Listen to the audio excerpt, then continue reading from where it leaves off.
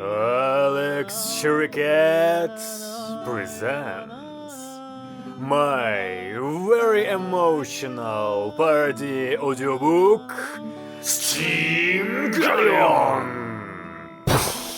Our greatest characters: Sanya Ivanov, Marina Kalina, Rima Kagevich, Commander Ivanov, Raya Ayanamova, Honka Latranenko, Hani Katzman, Toля Susukhav. Roma Kazi. First season, episode 22.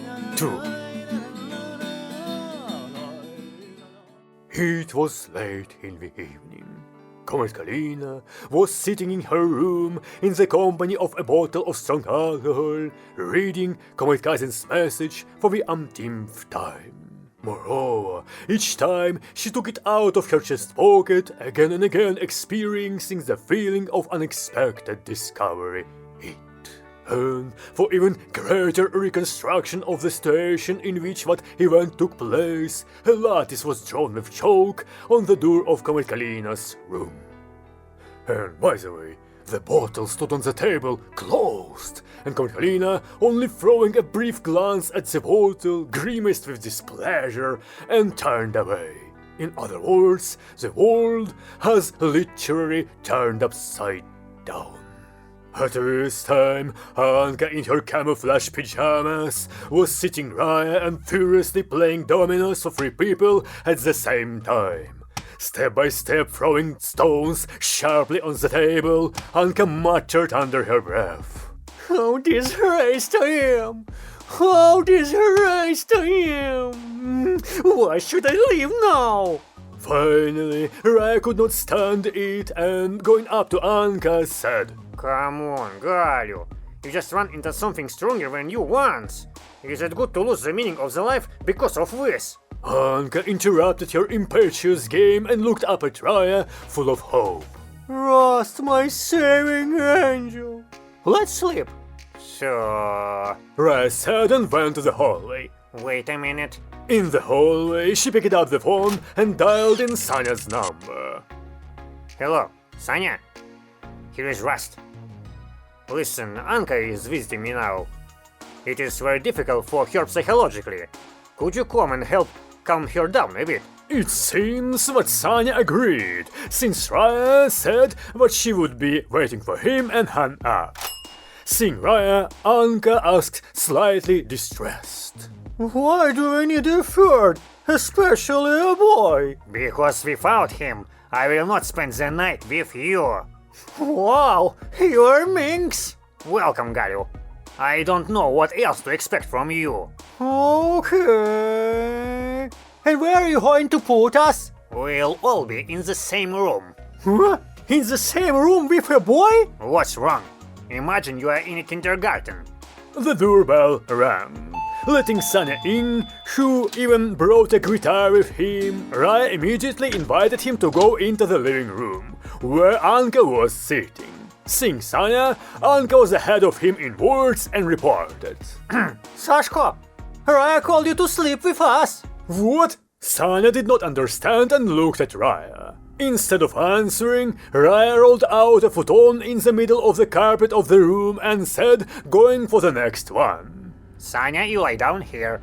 Lie down what? Sanya was dumbfounded, staring at the Japanese bed. Anka stealthily took the guitar from Sanya and began to sing along with it. The night has fallen on the native land, and you calmly sleep, my daughter. Having brought the second futon, Raya spread it one step to the right of Sanya's futon and said, I will lie down here. What are you talking about, Raya? Sanya was almost frightened. Anka began to sing another song. We are going to battle tomorrow. And so Raya brought the third futon and rolled it out one step to the left of the one intended for Sanya. And you, Anka, lie down here. Sanya collapsed to the floor and began to look stunned first at one girl, then at another. Raya looked sternly at Anka and demanded, No depravity. Hertwig de Grunker, Komitonov as usual, sat in his office and read the latest Playboy. When he reached the last page, he slowly closed the Playboy and muttered thoughtfully, "It's strange. Why doesn't the American magazine write anything about the ongoing war? As if there's no war for them." Indeed, a Soviet person will never understand an American. And then the telephone booth called Komitonov to the traditional meeting with the aged from Smolny. As soon as Komitonov picked up the receiver, he did not even have time to greet the old stamps when First Voice spoke without any greeting. "Comrade Ivanov, who gave you the right to use the shovel?" Komitonov smirked and replied, "This right was given to me by the current combat situation. We had no other choice." Second Voice also joined the conversation. "My expensive friend, so the combat situation also gave you the right to modify an inviolable American device and turn it into a rocket." Comrade Second, there were no instructions forbidding doing this. Third Voice protested. "Yes, you're just impudent, Comrade Ivanov. Are we supposed to describe all the actions to you as for a child?" First added. "Comrade Ivanov, in jurisprudence, there is a concept of law analogy." I beg your pardon, Comrade First, but in jurisprudence there's also the concept everything that is not prohibited by law is allowed. Damn it! I always insist that for a soldier, knowledge can be superfluous. Looked at it from the other side, comrades. The Clintons' shovel has already plunged into the lunar soil, and this first thing on the moon was launched from the Soviet Union. Third Voice growled and shouted. "Oh, but this thing is American!" First explained. It is for this reason that we are so angry, Comrade Ivanov. Comrades, as a military trophy, especially after significant modifications, the shovel can only be considered Soviet and nothing else. The old stamps wanted to object something, but then the telephone on the table rang. Oh, I beg your pardon, comrades. Comrade Ivanov said, and putting the receiver on the shelf, he left the telephone booth. Approaching the phone on the table, Comrade Ivanov began to chat with some Lena lady cheerfully about the upcoming romantic date, and the old stamps could only talk among themselves. First Voice said, Outraging insolence. Second agreed. Undoubtedly. Our losers are already great, and we even have no one to replace Ivanov. Although it's high time to do this. Third groaned. And all this now, when the high day is already close. At this moment, Comrade Ivanov returned to the booth and, barely returning to the conversation, said, So, comrades, I have an important meeting, so we'll finish for today.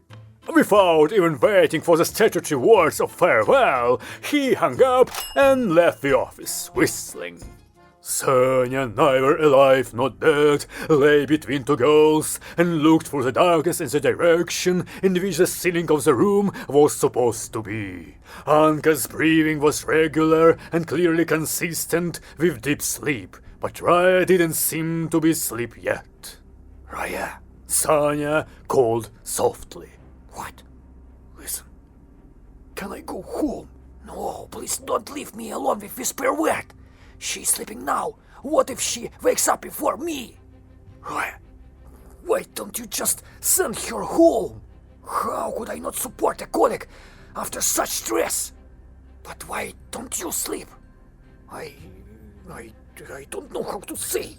What do the brave thoughts climb into your head? What are you talking about? No way!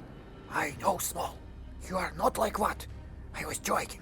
And when Anka suddenly turned on the other side and said something in her native language, Sanya asked, Raya, did you hear? Did. And what did she say? I don't know. But I have a Ukrainian dictionary in my kitchen. Come on, let's see what it means. Let's go to. Having moved to the kitchen, Sanya and Raya find out that Anka simply threatened someone that she would cut him into pieces. But as soon as we return to the room, Anka's new saying followed, which also required translation. In other words, and in short, Sanya and Raya ran back and forth almost all night until they fell asleep in the kitchen sitting in front of the dictionary. Comrade Kalina and with the city woke up in the morning from the hole of combat alarm sirens. Since she in the uniform fell asleep, Comrade Kalina could only jump out of the bed. Leaving her room, she began to rush around the apartment in search of Sanya, wondering where he could have disappeared. And then finally noticing that his two choice were in place and the guitar on the contrary was missing, Kalina guessed that Sanya was most likely visiting one of the girls. Having interrupted their sleep from the ringing at the door, Sanya and Raya raised their sleepy eyes at each other and battered their eyes in surprise, at first not understanding what was happening and who was ringing at the door.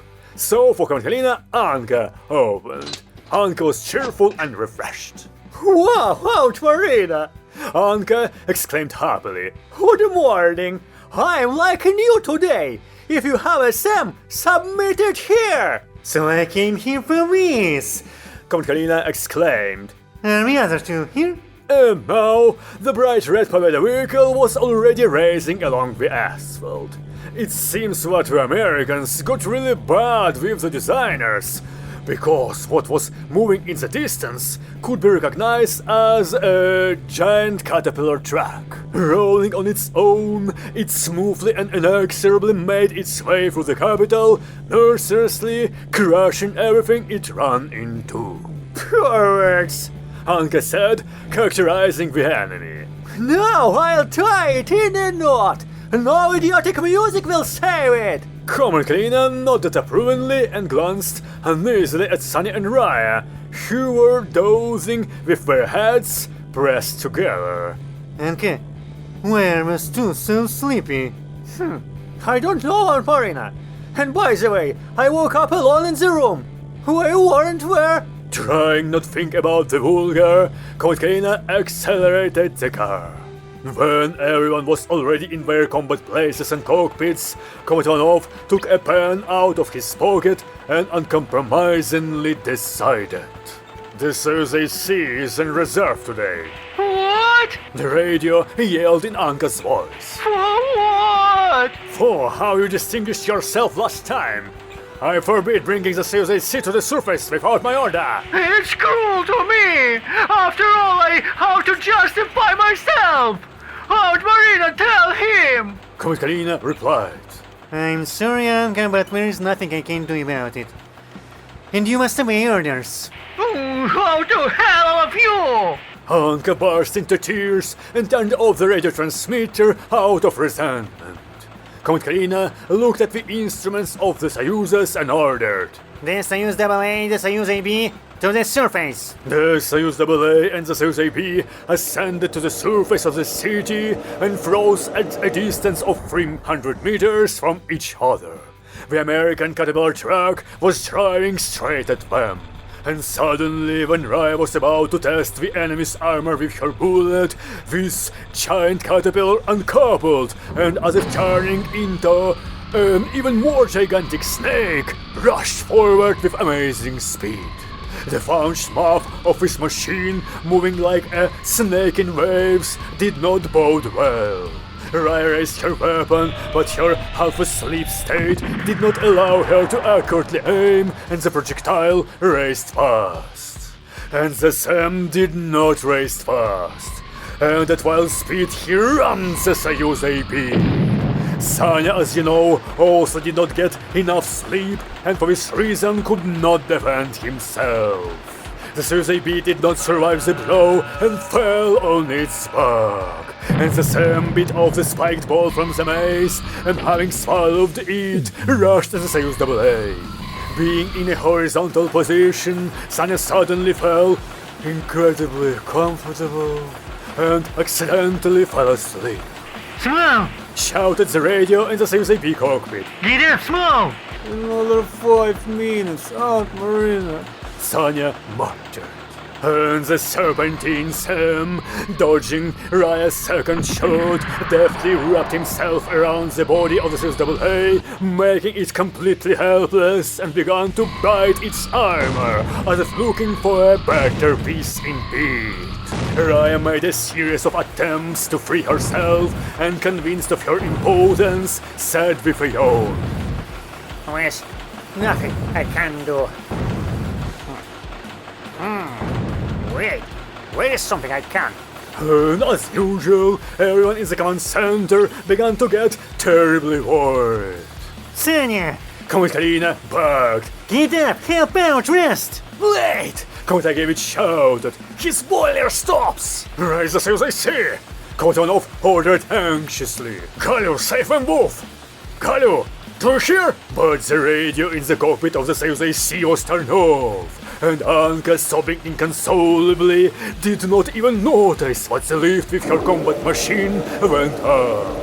Raya struggled to free her robot's left hand and grabbed the Sam tighter, when she pulled out one key from her pocket, which she had never used before, and plunged it into the keyhole on the side of the chair.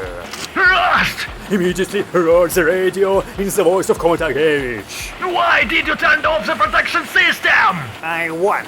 Raya answered and pulled the handle that disconnects the fuel oil pipeline. What are you doing? I win.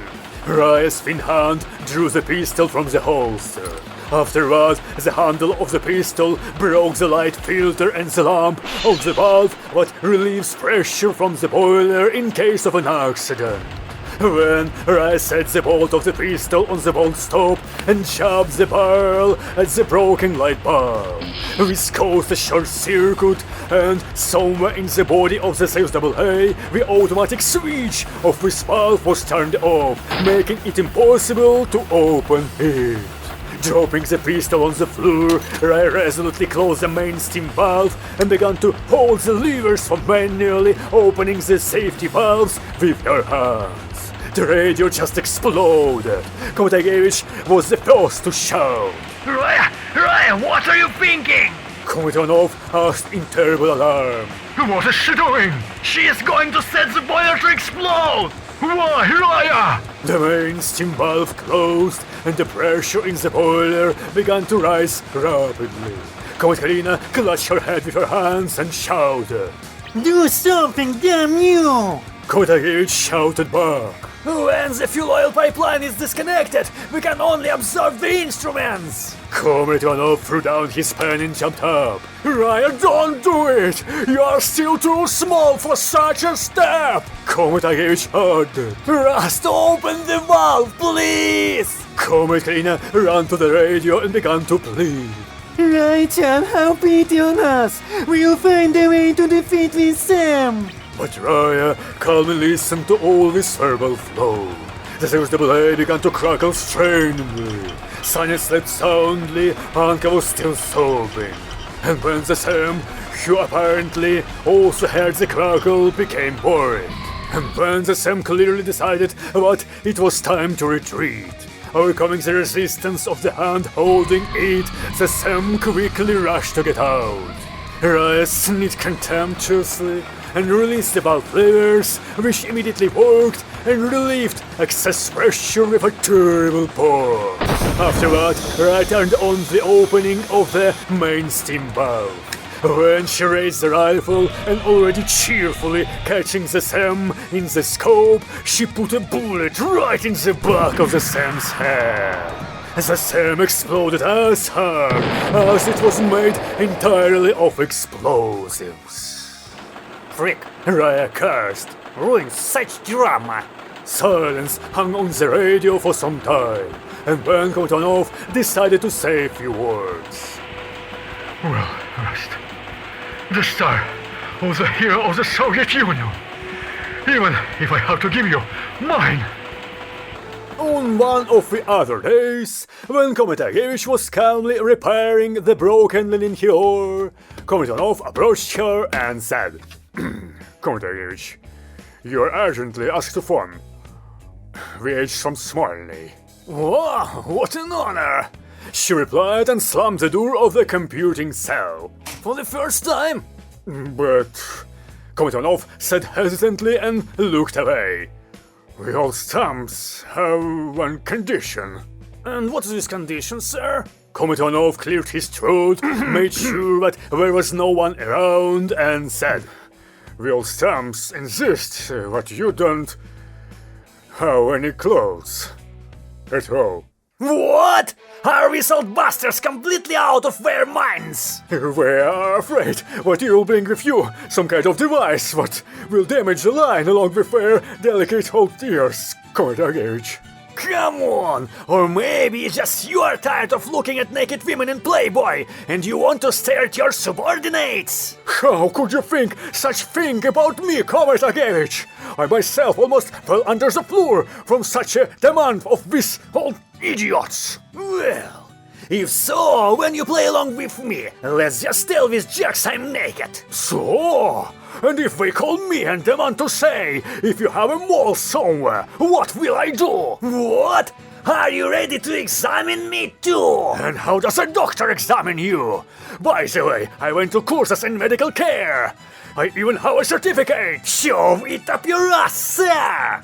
And then Kotelina unexpectedly cut into the conversation. What are you talking about here? Komitagevich and Komitonov instantly blushed, and grabbing each other by the elbow, hurried somewhere. Komitagevich assured on the move. "We have a small technical dispute, Marina." That's right, Komitalina. We are all about technology, I ask you, Komitagevich, to my office. There are some documents there. Yes, of course, Komitonov. And they fled under the surprised look of Comrade Kalina. While they were walking along the corridors, Komitonov decided to distract Komitagevich a little and quietly said to her, Komitagevich, don't you think that something strange is going on? Oh, of course I think so. After all, I have to stand naked in the telephone booth.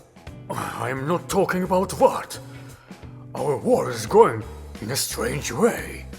In the Western media, nothing is written about it at all. And where do you get access to Western media, sir? In the USSR, after all, everything Western is prohibited. He lowered his voice even more and said, You know that I have a channel through which I can get playboys, Komitagevich. None of these magazines has yet written anything about the war. She looked at Komitonov with such eyes in which one could read that she also had some strong suspicions. But she said nothing and fought hard. Having brought Komitagevich to the office, Komitonov went to the phone in the booth. Hello, Komitagevich is here. Yes, she is completely fouled.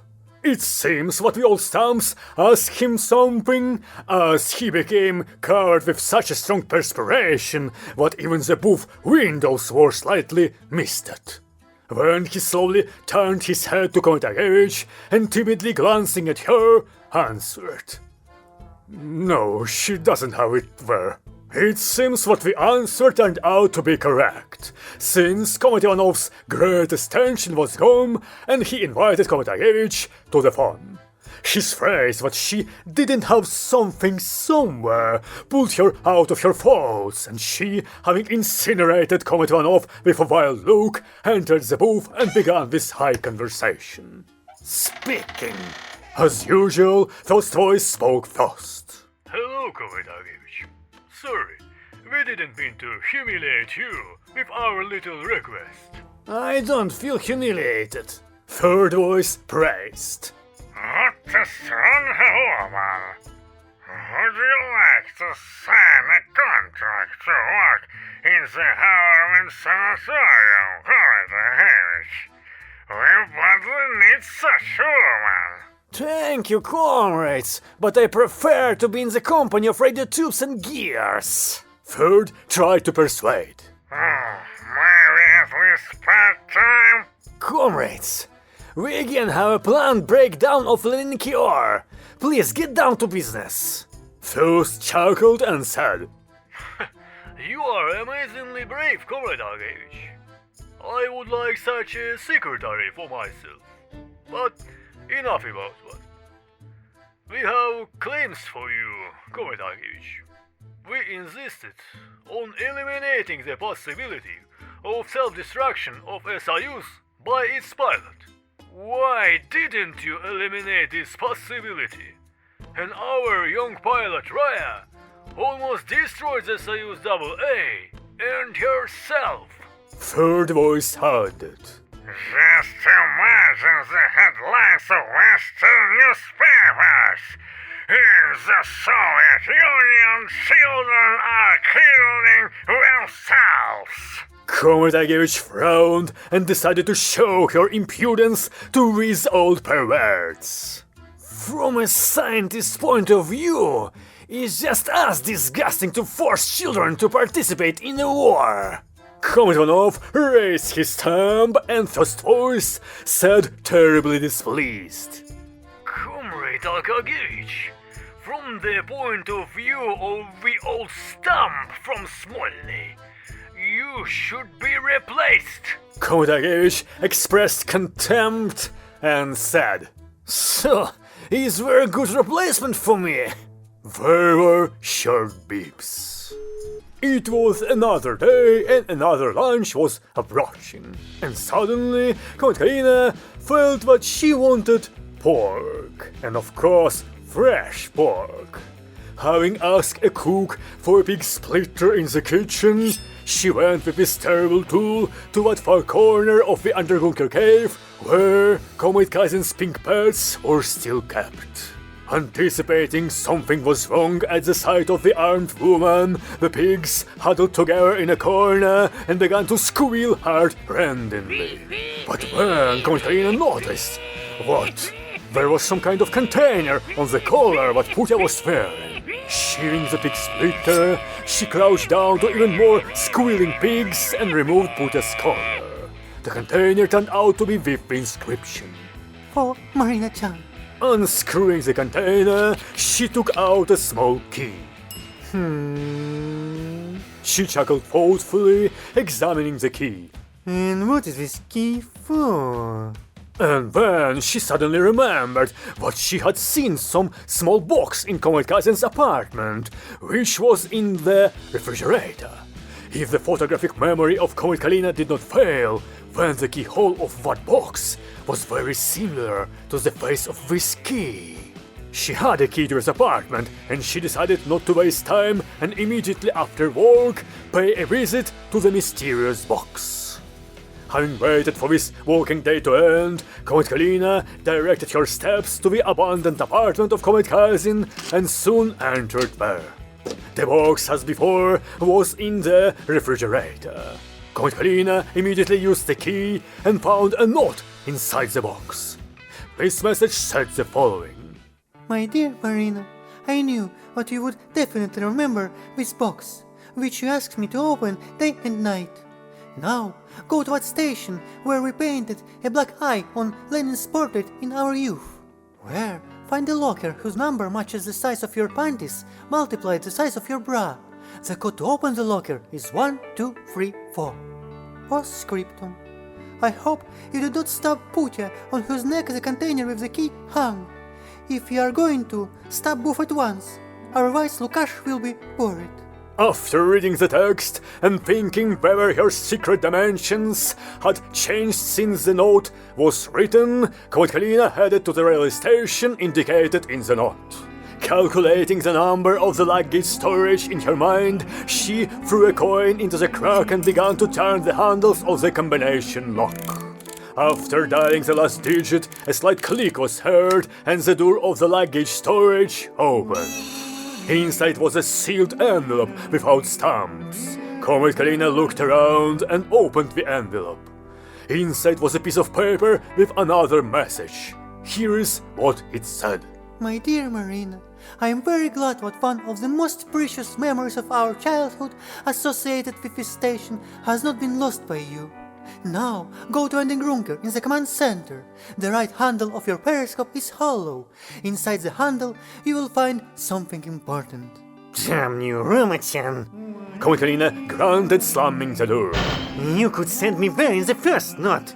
Returning back to the headquarters and sneaking past the snoring guards, Comrade Kalina infiltrated the command center. It was quiet and peaceful here.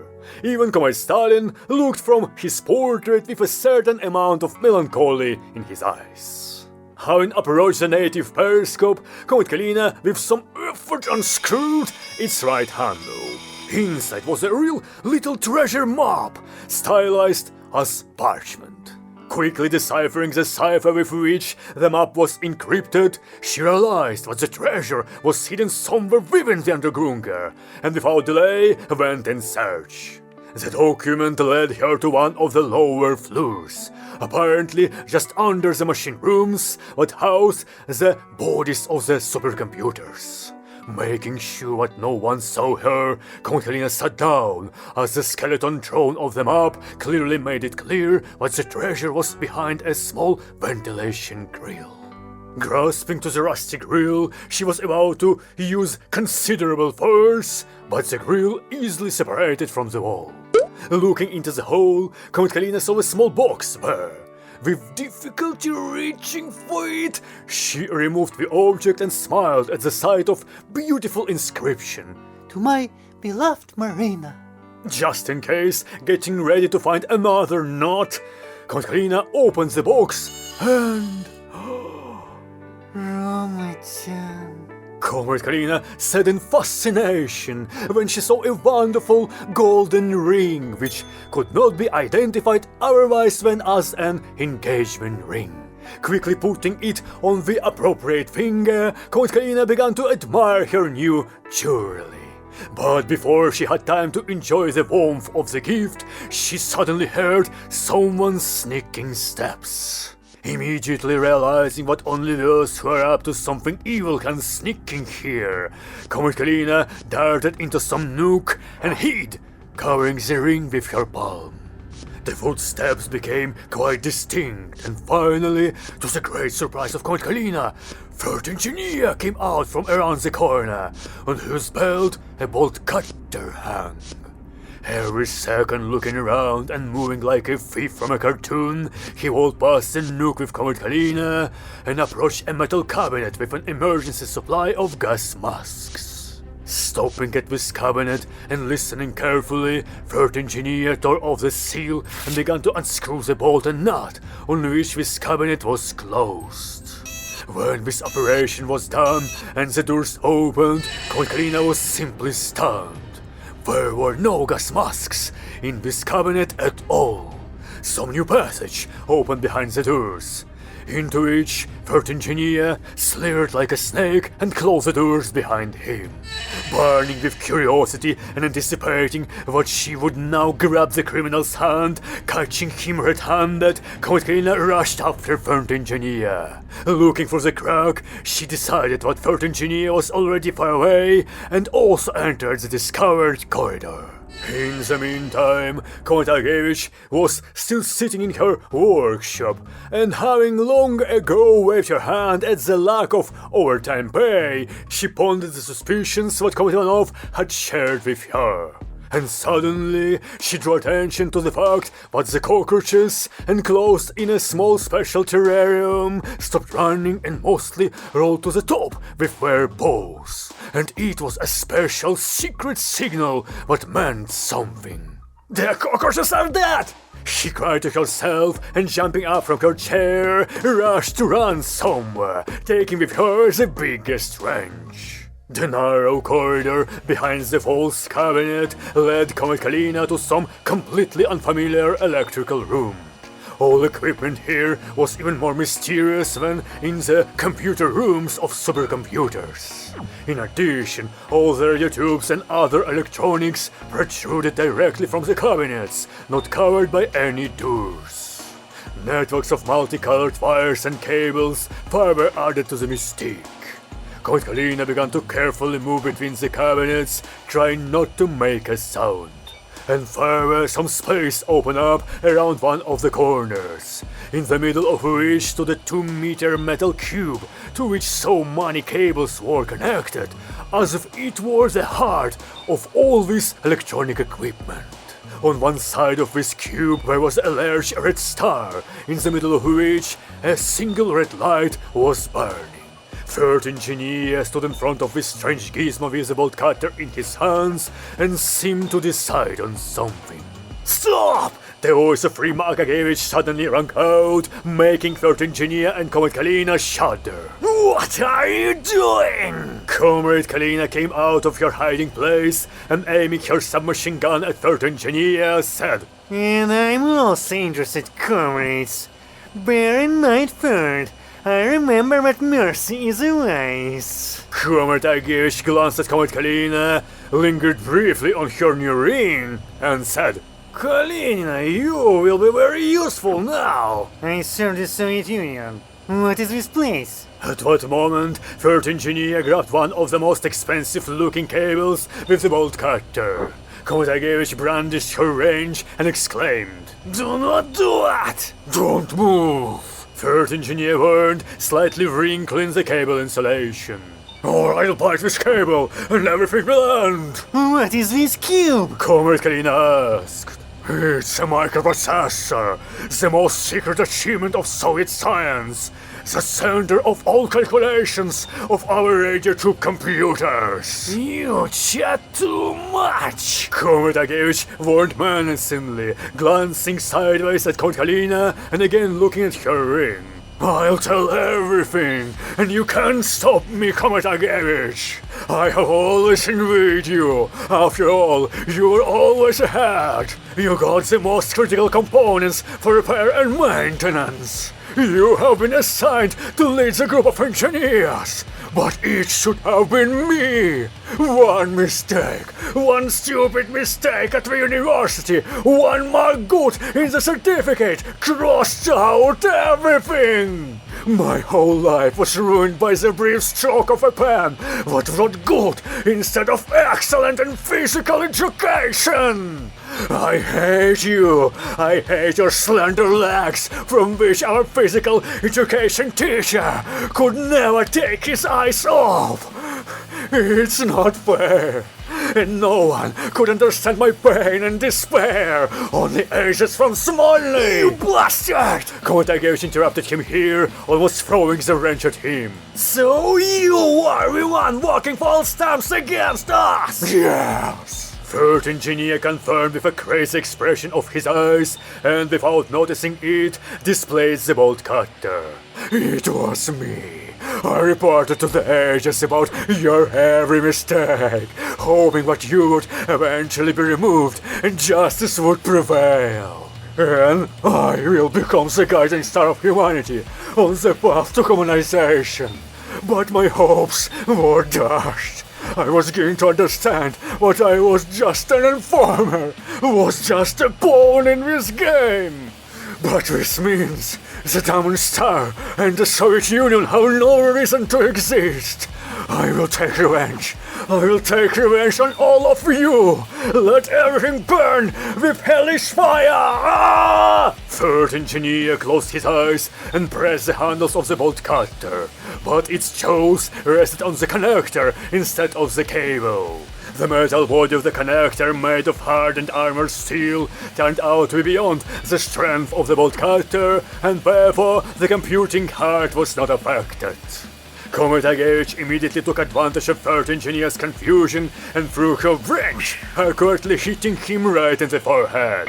Third engineer dropped the bolt cutter, and clutching the bruise with his hand, he sank to the floor. It hurts.